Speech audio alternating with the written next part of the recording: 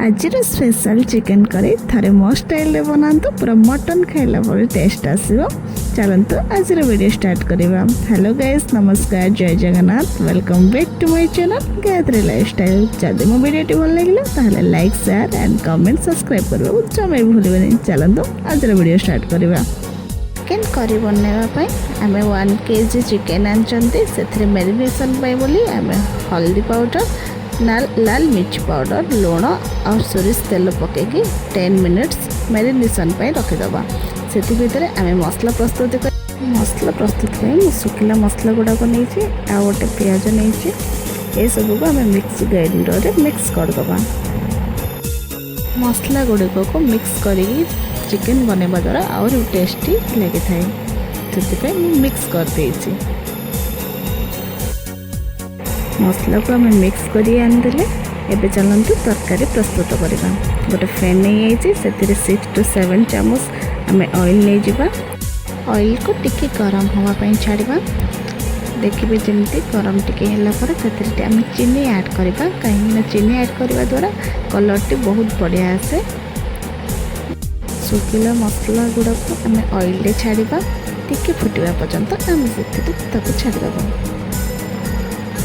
2टी onion बड़ size काटी थी, एवं से देदेबा। टिके गोल्डन ब्राउन है पर्यंत आम भाजवा।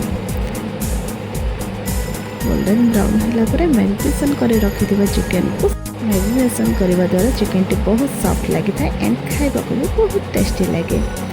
ये सब चिकेन गुड़ाक पकड़ा आम टे एपट सेपट करदेबा। देन ताको फ्राए करने 5 to 10 मिनिट्स पर्यंत आम छाड़देबा। जमी पियाज मसला सहित चिकेन टी भल से कषी हो पार। 5 to 10 मिनिट्स पर मसला सहित कषी है आम से पकईदबा हल्दी एंड 2टी मीडियम साइज टमाटो को छोट छोट कर काटिके से देदेबा। से टमाटो को टे सीझा पर्यटन छाड़ा। देन शुखिला मसला गुड़िक जो आम ग्राइंड करथिले से गुड़िक को देदेबा। से आम स्वाद अनुसार लुण देदेबा। मु देखा भूली जाइए। देखो केते सुंदर कलर आसिकी बहुत बढ़िया देखा जाउची। एबे हाई फ्लेम रे चिकेन को कषिबा 4 to 5 मिनिट्स पर्यंत। जमी चिकेन रो जो पानी बाहर से जमी मरीज टिके आम चिकेन कषाटा पूरा रेडी हो सेपरी। आपण आलू भी ऐड करेंगे, मत भल लगुच मु आलू भी ऐड कर। देखो मुझे छोट छोट साइज ही काटी 2टी आलू नहीं, देन से मिक्स करदेव। आप चाहिए स्क्रिप्ट भी करेंगे। आलू ऐड करने द्वारा चिकेन रे आउर टेस्ट लगी था। जमी चिकेन रे आ गोटे नुआ इंग्रेडिएंट ऐड कला भली लगी था। देखो चिकेन लुक बहुत टेस्टी एंड डेलीशियस देखा जाउची। आपण माने भी थोड़े एमती ट्राए करी खातु। देखु एवं चिकेन कषा आमर पूरा पूरी रेडी हो सारी।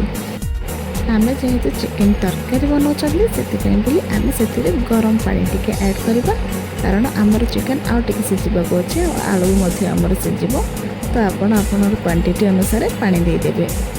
देखो मुझे सारी एवं मो चिकेन तरकारी ऑलमोस्ट रेडी हो सारी। मुझे कस्तूरी मेथी ऐड कर धनिया पत्र आपण मैंने ऐड करें। देखु मो चिकेन तरकारी बहुत सुंदर एंड डेलीशियस भाव में रेडी कर सारी। जदि मो वीडियो भल लगे like, share and comment subscribe करें जमे भूलिबेनि। थैंक्स।